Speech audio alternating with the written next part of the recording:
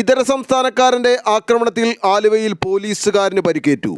Aluva pump കവലയ്ക്ക് സമീപം മാതാ തിയേറ്ററിന് എതിർവശം Chempakassery pump house റോഡിൽ പെരിയാർ നഗറിൽ ഇന്ന് വൈകിട്ടോടുകൂടിയാണ് സംഭവം. നാട്ടുകാർക്കും യാത്രക്കാർക്കും ഉൾപ്പെടെ ബുദ്ധിമുട്ടുണ്ടാക്കുന്ന രീതിയിൽ പെരുമാറിയ ഇതര സംസ്ഥാനക്കാരനെ കണ്ടതോടെ നാട്ടുകാർ പോലീസിനെ വിവരമറിയിക്കുകയും തുടർന്ന് ആലുവയിൽ നിന്നും പോലീസ് സ്ഥലത്തെത്തിയതോടെ ഇയാൾ അക്രമാസക്തമാവുകയും കല്ലെടുത്ത് വലിച്ചെറിയുകയും ചെയ്തു. രാജേഷ് എന്ന പോലീസുകാരനെ കല്ലേറിൽ ചെവിക്ക് പരിക്കേൽക്കുകയും ചെയ്തു.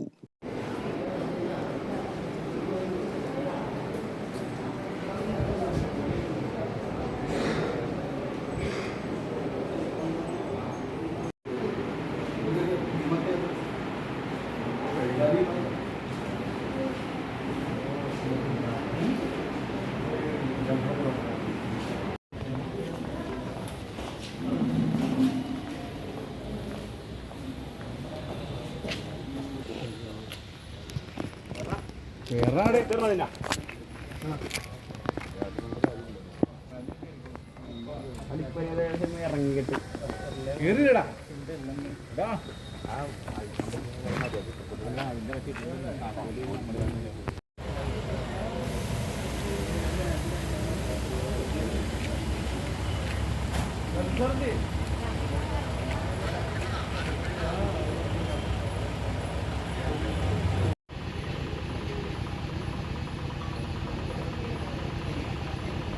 പരിക്കേറ്റ പോലീസ് ഉദ്യോഗസ്ഥനെ ഉടൻ ഗവൺമെൻറ് ഹോസ്പിറ്റലിലേക്ക് കൊണ്ടുപോവുകയും പ്രാഥമിക ചികിത്സകൾക്ക് ശേഷം മറ്റൊരു ആശുപത്രിയിലേക്ക് മാറ്റുകയും ചെയ്തു.